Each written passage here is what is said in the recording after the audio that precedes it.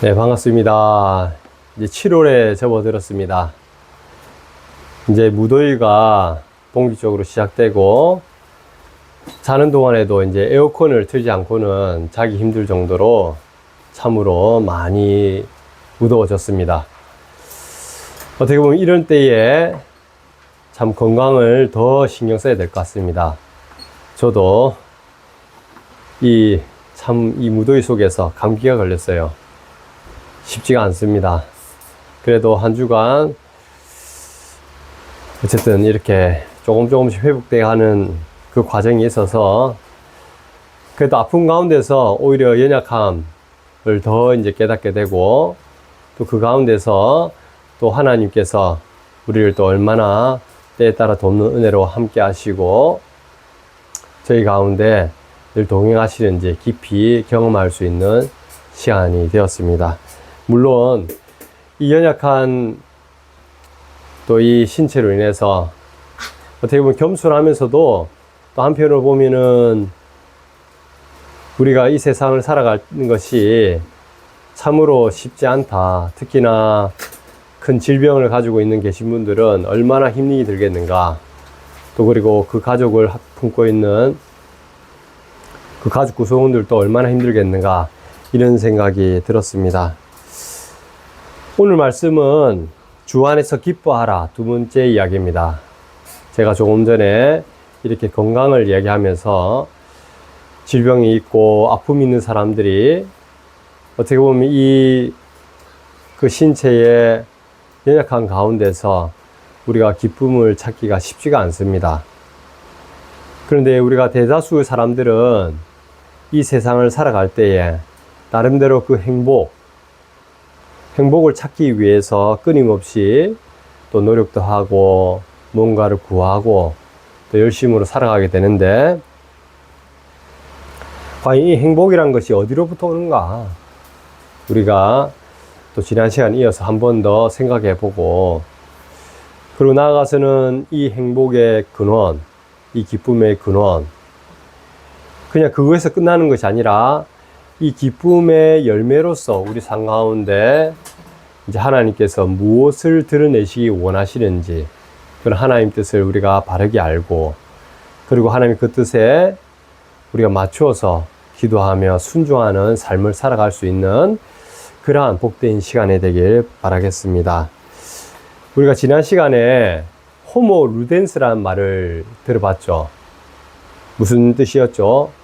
놀이하는 인간, 호모 루덴스. 이 말이 나온 것은 인간이 그만큼 즐거움을 추구하며 살아간다라는 의미를 내포하고 있어요.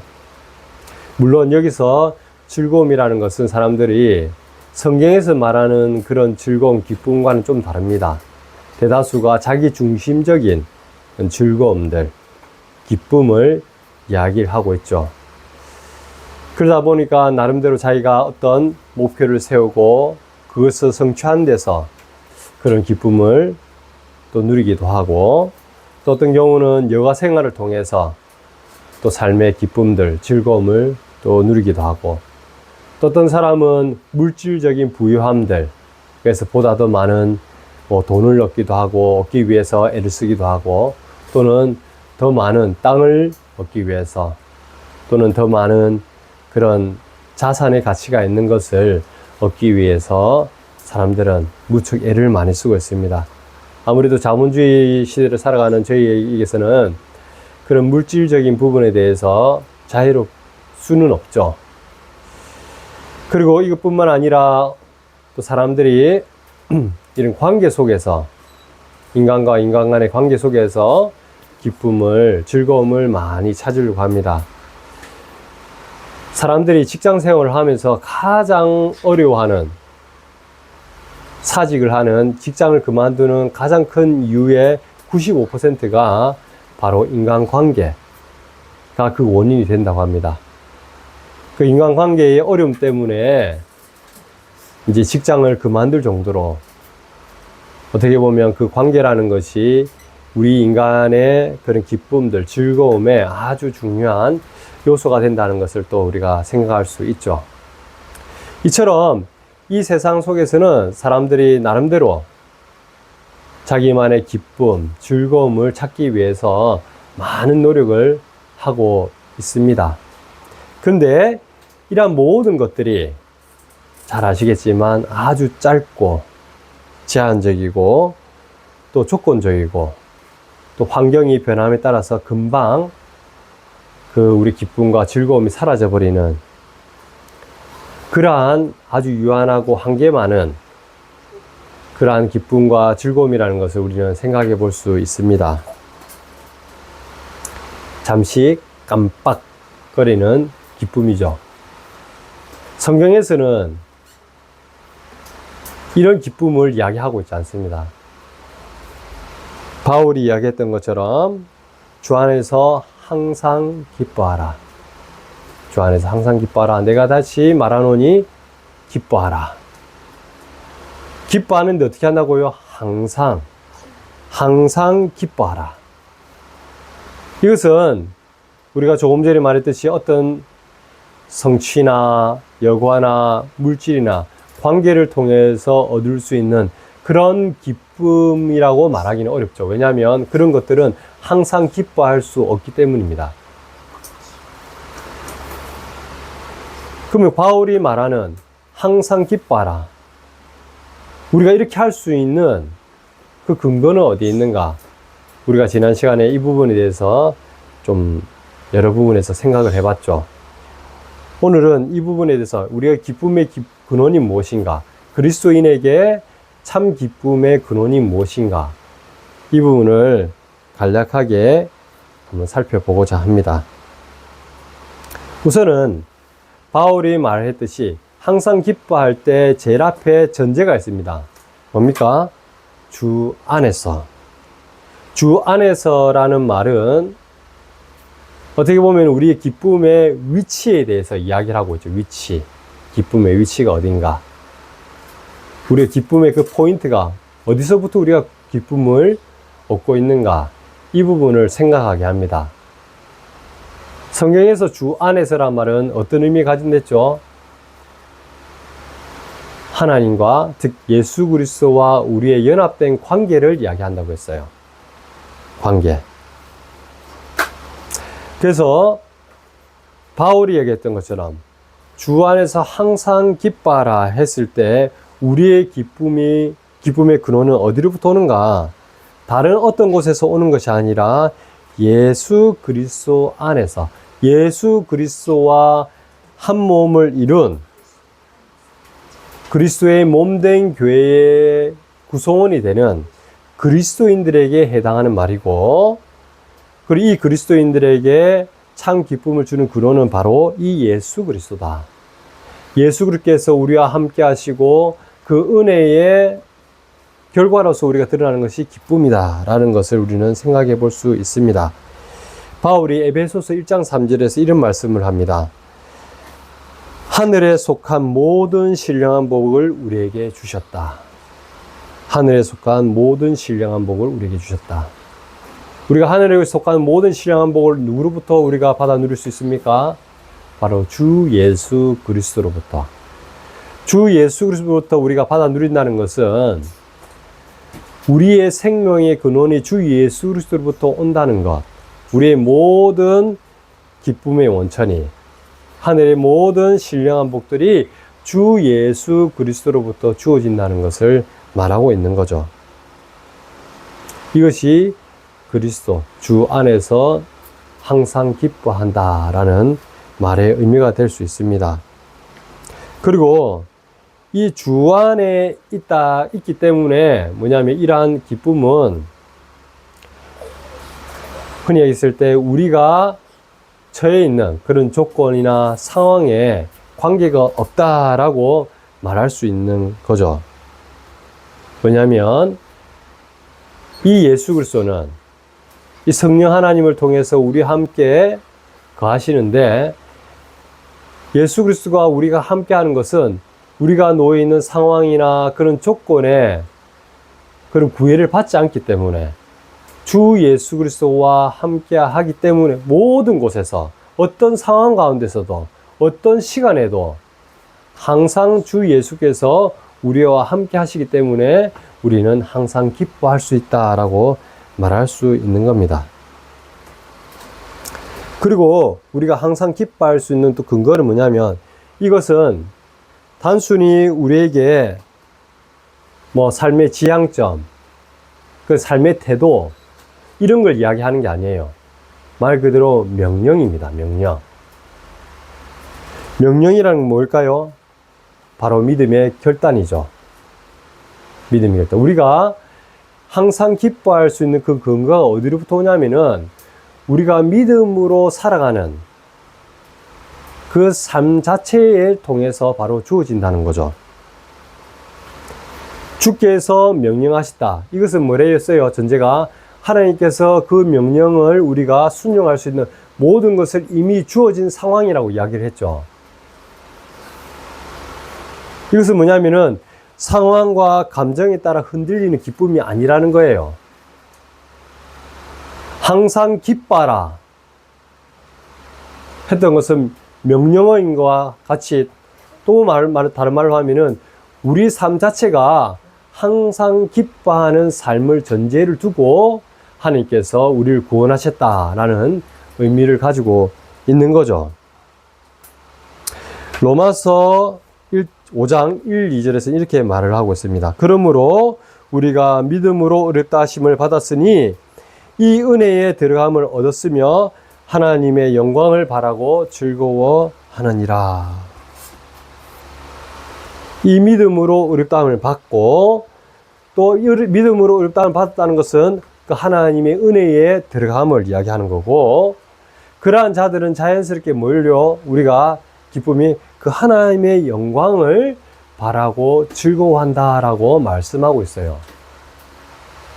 우리가 이 상황, 이 세상을 살아가는 어떤 조건, 상황에 우리의 초점이 매여 있는 것이 아니라, 또는 우리가 가지고 있는 어떤 것에, 아니면 나의 건강에, 나의 기쁨이 매여 있는 것이 아니라, 우리의 삶의 모든 초점과 방향과 중심이 어디로 향한다고요?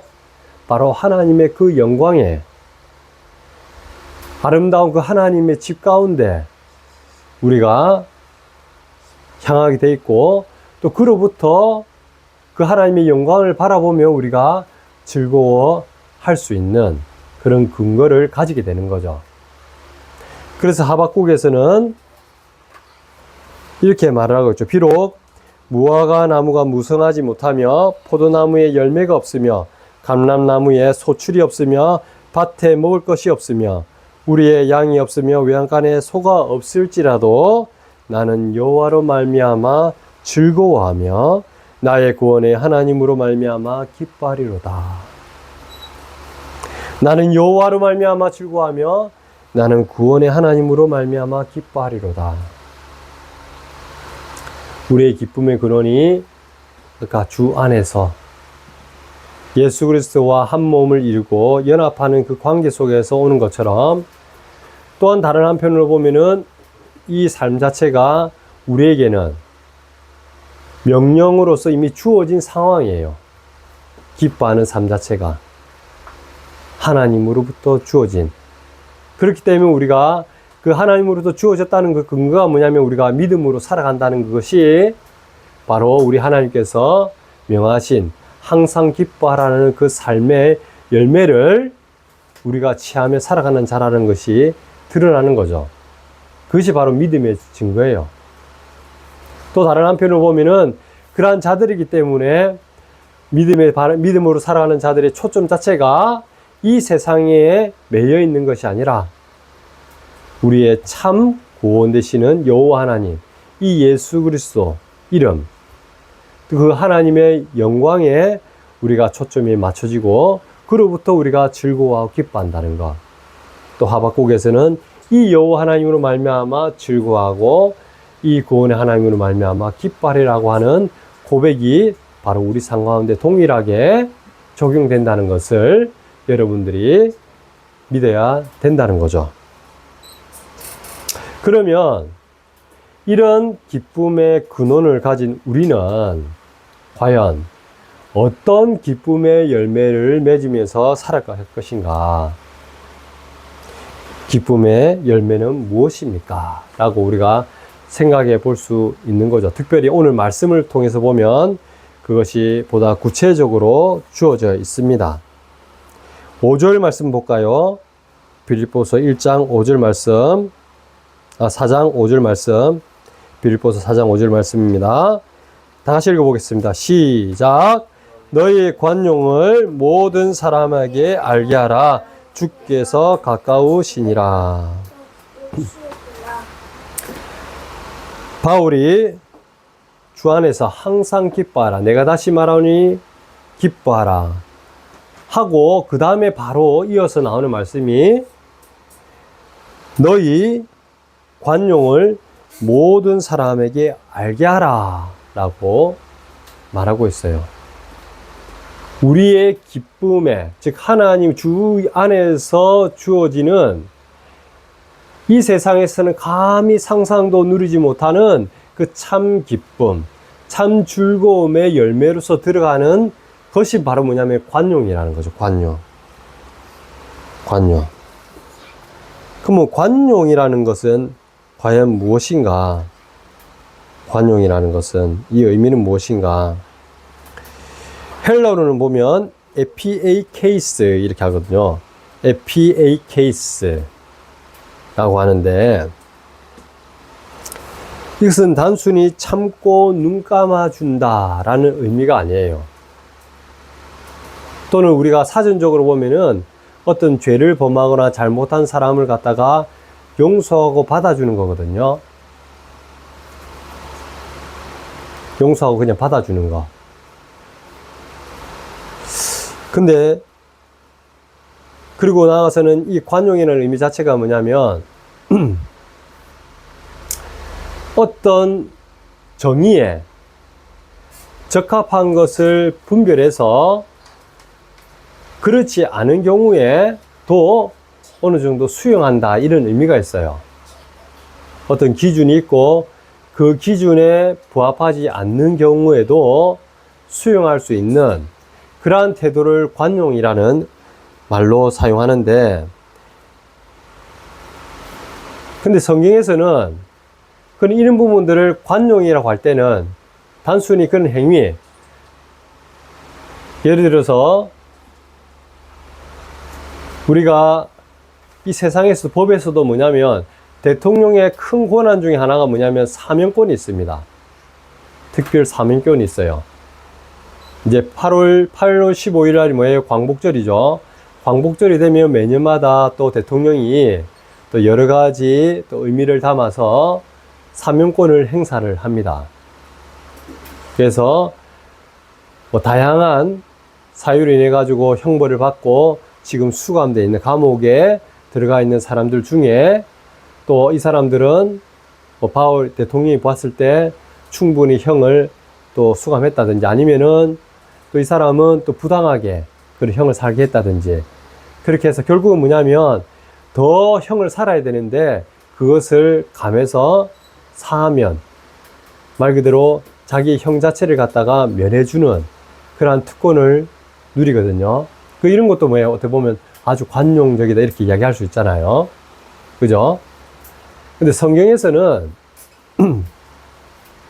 이런 관용의 의미를 가장 잘 드러내신 분이 바로 뭐냐면 예수님이에요. 예수님이 이 땅에서 이 땅에 오신 이유도 그렇고 이 땅에서 행하신 그 모든 사역들이 누구를 위해서 하셨죠? 누구를 위해서 예수님이 이 땅에 오셨고 그 하나님 아버지의 뜻을 성취하기 위해서인데 그 하나님 아버지의 그 뜻이 무엇을 하는 것이었어요? 죄인된 우리를 구원하시기 위한 거였잖아요. 우리가 하나님의 의에 도달할 수 있는 사람이 있습니까? 없습니까? 아무도 없죠. 의인은 없나니 하나도 없어요. 이런 죄인된 우리를 먼저 찾아와 주신 분이 누구예요? 하늘에서 내려오신 분, 바로 우리 여호와 하나님이란 말이에요. 우리를 위해서 이 땅에 내려오실 뿐만 아니라, 내려올 때 어떻게 오셨어요? 하나님과 동등됨을 취하지 아니하시고, 하나님이시지만 하나님과 동등됨을 취하지 아니하시고, 오히려 뭐예요? 이 죄인된 사람으로 이 땅에 미천한 자리에 오셨단 말이에요. 예수 그리스도께서. 그냥 또 오신 것에 끝나는 것이 아니라, 우리의 죄인된 우리의 모든 죄의 대가를 아무 죄 없으신 예수 그리스도께서 그 죄의 대가를 치르기 위해서 그 비참한 십자가에 못 박혀 죽으셨단 말이에요. 이 행위만 보더라도 놀랍죠? 이게 바로 관용적인 하나님을 통해서, 이 예수 그리스도 통해서 관용이라는 단어의 의미가 무엇인지 보다 명확히 드러나는데, 근데 단순히 행위로서 표출된 그 모습이 중요한 것이 아니라, 예수님이 왜 이렇게 하셨는가? 우리 성부 하나님께서 왜 죄인된 우리를 구원하시기 위해 친히 독생자 예수 그리스도를 이 땅에 보내시고, 심지어 십자가에 그 독생자의 목숨까지도 아낌없이 내놓으셨는가? 관용이라는 것은 그냥 행위로 표출된 그 모습에서 국한된 게 아니에요. 그냥 용서했다, 그 사람을 받아줬다. 성경에서 여기서 말하고 있는 관용이라는 것은 거기서 끝나는 것이 아니라, 그 넘어서 우리가 요한복음 3장 16절에서 뭐랍니까? 하나님이 세상을 이처럼 사랑하사 했거든요. 하나님이 세상을 이처럼 사랑하사. 즉, 하나님의 그 놀라운 사랑과 긍휼과 자비의 마음을 품고 있는, 그러한 가운데 당신의 목숨까지도 아낌없이 내놓으신 이 예수 그리스도의 그 삶을 통해서 우리는 관용이란 것이 과연 무엇인가 우리가 확실하게 알 수가 있는 거죠. 이것은 말 그대로 관용이라는 것은 엄밀한 의미에서 그래서 바로 이 예수 그리스도를 닮아가는 거예요. 여기도 있지만 너희 관용을 모든 사람에게 알게 하라, 이렇게 했잖아요. 우리가 항상 기뻐하는 그 기쁨의 열매로서 주어진 것이 바로 관용인데, 그럼 여기서 말하는 그 관용, 너희 관용을 모든 사람에게 알게 하라 하는 것은 바로 무엇이냐? 우리를 통해서 드러내기 원하시는 무엇이라고요? 바로 예수 그리스도의 그 향기.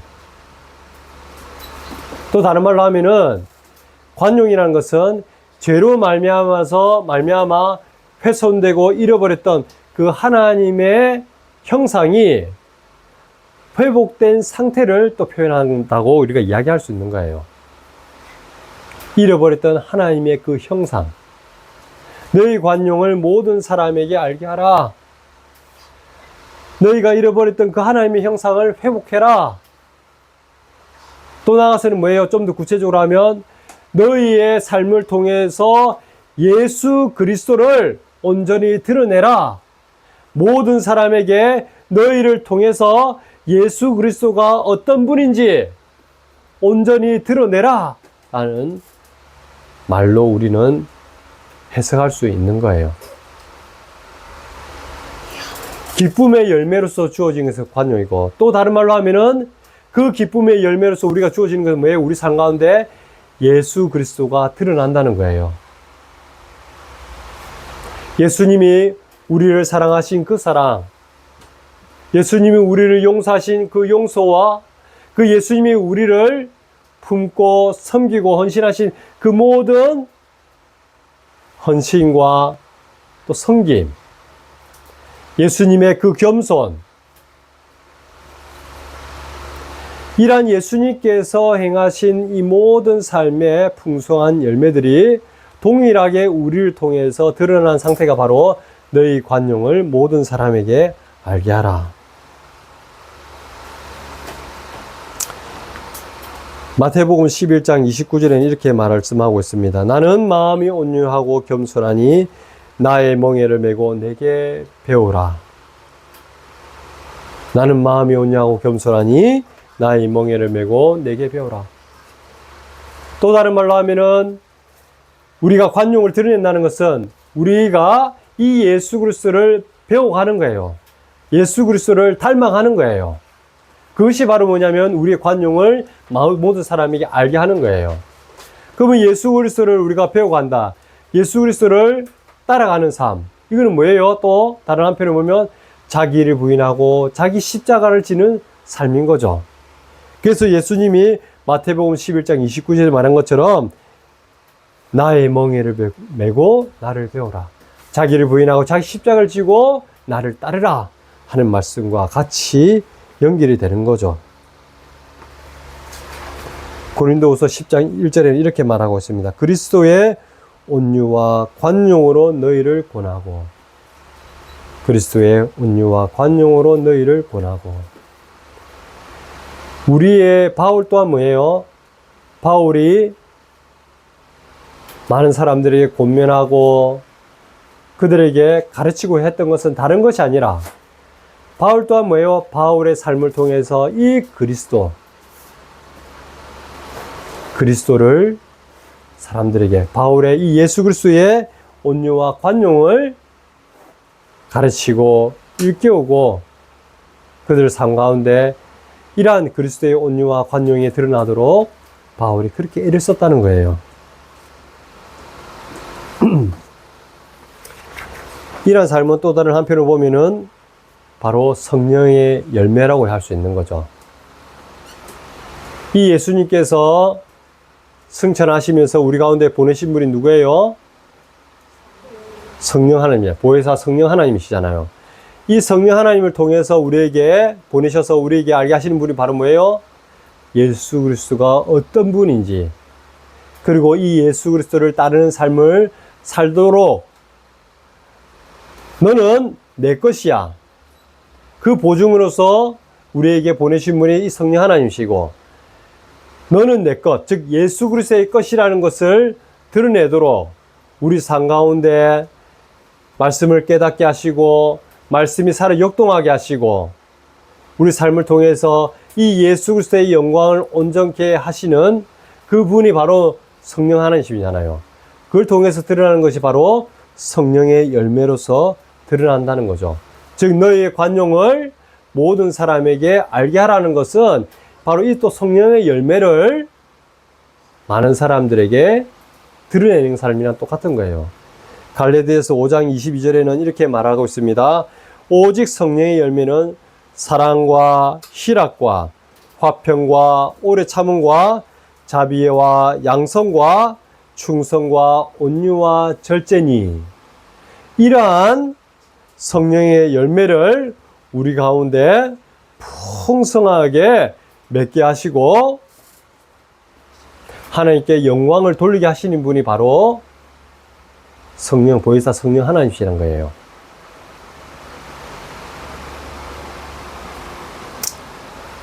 그래서 모든 사람에게 알게 하는 무엇을요? 너희의 관용을. 이 말은 뭐냐면 어쨌든 이 기쁨의 열매로서 드러나는 이 관용, 성령의 열매, 이 예수 그리스도의 형상, 이 예수 그리스도 자체를 우리의 삶을 통해서 모든 사람들에게 알게 하도록 하는 것이 바로 뭐냐면 하나님께서 우리에게 주시는 그 기쁨에 흠뻑 젖어서 살아가는 삶의 모습이라는 것을 여러분들이 기억해야 됩니다. 즉, 이 항상 기뻐하는 삶은 감출 수가 있는 삶이 아닌 거예요. 이거는 드러나는 삶이죠. 적극적으로 자랑하라고 했잖아요. 이건 부끄럽게 숨기는 게 아니에요. 부끄럽게 숨긴다는 것은 우리가 예수 그리스도를 부끄럽게 여기는 건 똑같은 거거든요. 그래서 마태복음 5장 16절에 이렇게 말하고 있습니다. 이같이 너희 빛이 사람 앞에 비치게 하여 그들로 너희의 착한 행실을 보고 하늘 아버지께 영광을 돌리게 하라. 너희 착한 행실, 즉 오늘 말로 하면은 너희의 관용을, 기쁨의 열매 너희 관용을 다른 사람들이 바라볼 수 있도록, 알 수 있도록 하란 말이에요. 왜? 그것을 통해서 하늘 아버지께 영광을 돌리게 하는 것이기 때문에 적극적으로 알리는 거죠. 나 혼자만 기쁘다 이런 삶이 아닌 거예요. 이 기쁨이라는 것은 함께 더욱더 풍성하게 같이 나누면서 누려가는 거고, 이 기쁨을 더 풍성하게 누려가는 삶의 열매로서 드러나는 것이 뭐라고요? 우리의 관용이 드러난다는 거예요. 즉 예수 그리스도가 우리 삶을 통해서 꽃을 피운다는 말이죠.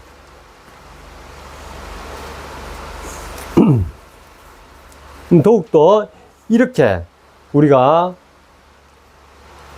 기뻐하고 또 그 기쁨의 열매로서 우리가 관용해, 즉 예수 그리스도 드러내는 삶을 또 이렇게 우리가 드러내는 삶을 살아갈 수 있는 또 그 근거는 또 뭐냐면 바로 뒤에서 읽어 나오는 것처럼 주께서 가까우시니라.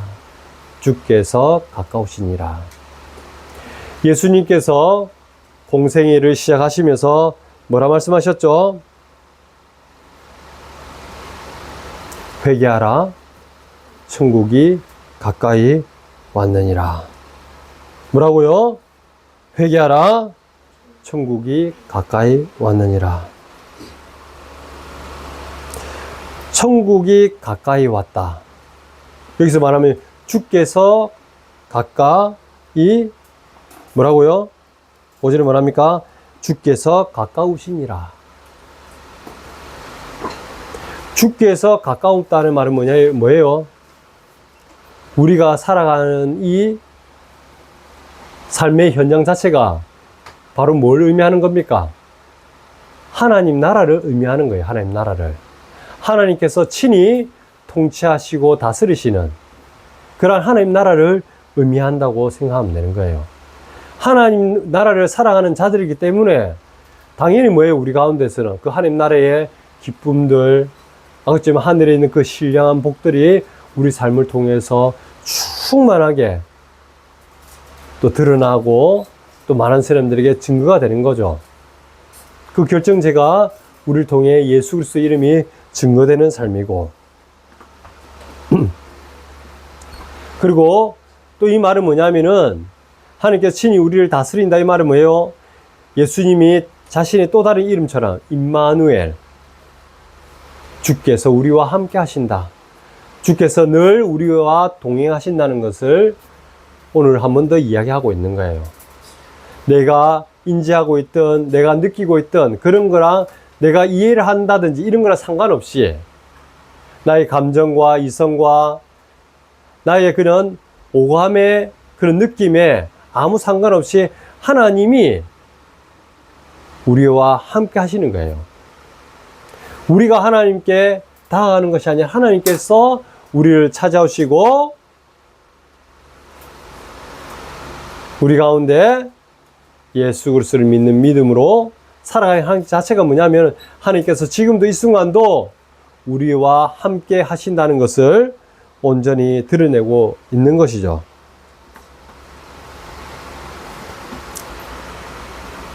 또 다른 한편을 보면은 하나님께서 주께서 가깝다는 말은 아까도 했지만 우리 삶의 방향이 어디라고요? 바로 주께로 향한다. 끊임없이 우리는 서로를 보면서도 무엇을 보려고 애를 써야 될까요? 믿음이 없는 자들은 서로를 어떻게 볼까요?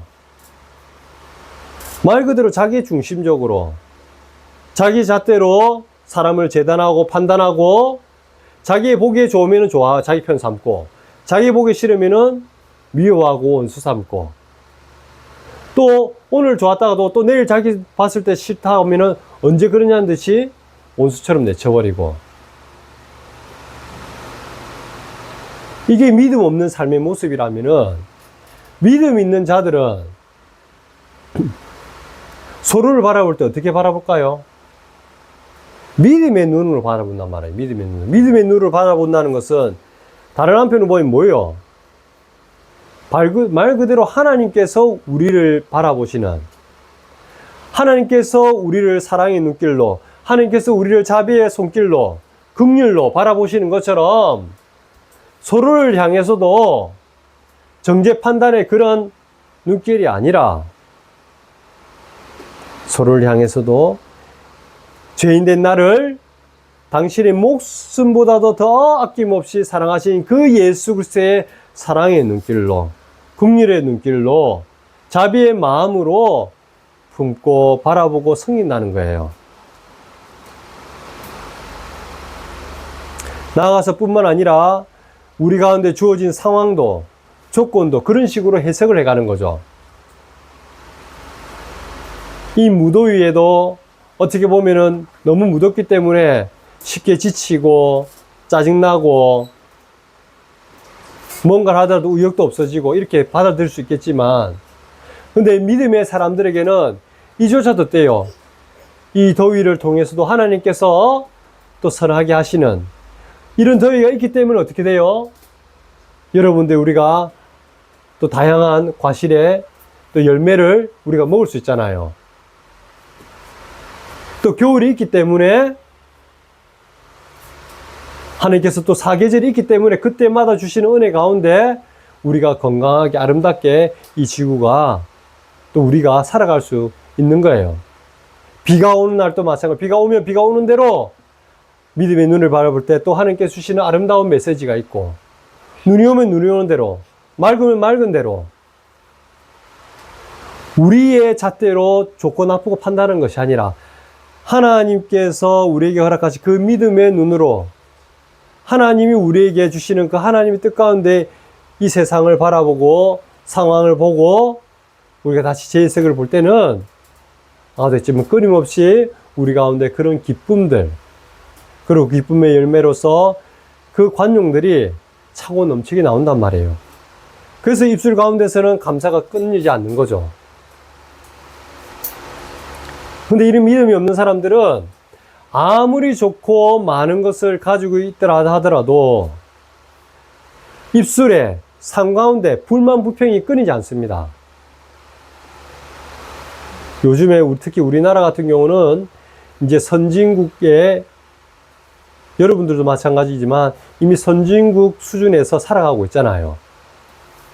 절대적인 빈곤을 찾아보기가 쉽지 않습니다. 어려워요. 저도 주위에 어려운 사람들을 이렇게 찾아가는 경우가 많지만 실질적으로 보면은 진짜 어려운가? 이 사람 진짜 어려운 삶을 사나? 그렇게 인정하기가 쉽지가 않아요. 왜냐하면 잘 살아가거든요. 먹고 살아가는데 부족함이 없어요. 또 웬만한큼 자기가 원하는 것들은 해가고 살아가요. 더 많은 것을 못해서 문제지. 근데 제일 큰 문제는 무엇이냐?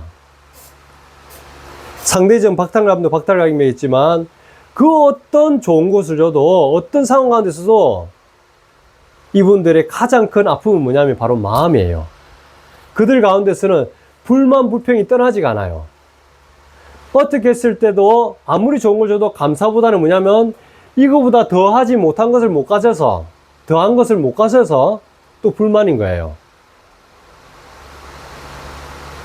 또 더 좋은 것을 갖다 줘도 이거보다 더 큰 것을 또 안 받았기 때문에 또 불만인 거예요. 무엇을 해도 불만 불평이 끊이지 않아요. 이것이 바로 뭐냐면은 저주 아래 있다는 거예요. 근데 우리 믿는 자들, 오늘 말씀이 나왔지만 그리스도인으로 살아가는 것은, 항상 기뻐한다는 것은 단순히 상황과 조건이 아니라고 했죠. 그것은 우리의 항상 기뻐한다. 그리고 우리 너의 관용을 모든 사람이 알게 한다. 이것은 우리 삶의 방향성이 오직 이 주께로 향하고 이 주께로부터 모든 삶이 시작되고 끝을 맺는다는 거예요. 그것은 바로 하나님 나라를 살아가는 것이고, 그렇기 때문에 우리 삶 가운데서는 하늘의 그 신령한 복이 차고 넘칠 뿐만 아니라 항상 기뻐할 수 있는 그러한 모든 것들이 주어진 상황이고, 나아가서는 우리 입술을 통해서는 불만, 불평이 아니라 감사가 끊이지 않는 삶이라는 거죠. 그리고 서로를 향해서도 격려하고 지지하고 헌신하고 섬기는 삶이 우리의 삶의 디폴트 값, 기본 베이스가 된다는 거예요. 놀랍죠? 결론적으로 오늘 말씀을 통해서 하나님 뜻을 잠시 살펴보도록 하겠습니다. 오늘 말씀을 통해서 하나님께서 하시고자 하는 바가 무엇입니까? 우리 가운데 주 안에서 항상 기뻐하라. 그리고 너희 관용을 모든 사람에게 알게 하라. 명확하죠. 항상 기뻐하라는 것은 무엇이라 했습니까? 말 그대로 하나님은 우리가 그리스도 안에서, 즉 하나님 나라의 그 모든 신령한 복들을 차고 넘치게 누릴 뿐만 아니라 그 기쁨의 근원 되신 이 여호와 하나님으로부터 말미암아, 이 예수 그리스도 말미암아 늘 기뻐하는 그 기쁨을 누리는 삶을 살기를 원하신다는 것이 하나님 뜻이고, 두 번째는 뭐예요? 관용을 알게 하라. 이것은 뭡니까? 그 기쁨의 열매로서 우리의 삶을 통하여서 이 예수 그리스도가 온전히 드러나고 영광받는 그러한 삶을 살기를 원하시는 것이 바로 하나님이시라는 거죠. 그리고 주께서 가까우시다는 것은 바로 우리가 살아가는 그 이 삶의 터전이 바로 임마누엘이신 이 하나님께서, 이 예수께서 친히 지금도 다스리시는 그 하나님 나라로서 우리가 멀리 하나님 나라의 동떨어져 사는 삶이 아니라 지금 이 순간 바로 우리가 살아가는 삶 자체가 바로 하나님 나라라는 것. 그렇기에 우리의 입술에 늘 감사와 기쁨이 떠나지 않길 원한다는 것을 우리가 오늘 말씀을 통해서 우리가 알 수 있는 거죠. 그렇기 때문에 우리는 이렇게 기도해야 됩니다. 주님, 내 기쁨이 세상의 것이 아니라 오직 주 안에 있게 하소서. 주님, 나의 말과 행동 속에 관용과 온유함이 이 예수 그리스도가 온전히 드러나게 하옵소서. 나아가서는 주님, 당신이 늘 나와 함께 하심으로 내가 하나님 나라를 마음껏 누려가게 하시고, 무엇보다도 나의 신분이 이 하나님의 자녀요, 하나님의 상속자요, 하나님의 백성으로서 날마다 깨어 주의 다스림을 충만히 받고 입술에 감사와 기쁨이 끊이지 않도록 우리가 기도를 해야 된다는 거죠. 나아가서는 우리는 이러한 삶을 살아야 됩니다. 우리의 삶 가운데 기쁨을 삶의 중심에 둬야 된다는 거죠. 환경이나 나의 기분이나 감정에 휘둘리는 것이 아니라 믿음으로써 하늘로부터 주어지는 이 충만한 기쁨을 우리 삶의 중심에 두고 살아야 된다는 거죠. 그리고 예수 그리스도가 우리를 통해 드러나도록, 즉 너희의 관용을 모든 사람에게 알게 하도록 한다는 말은 뭐예요? 오히려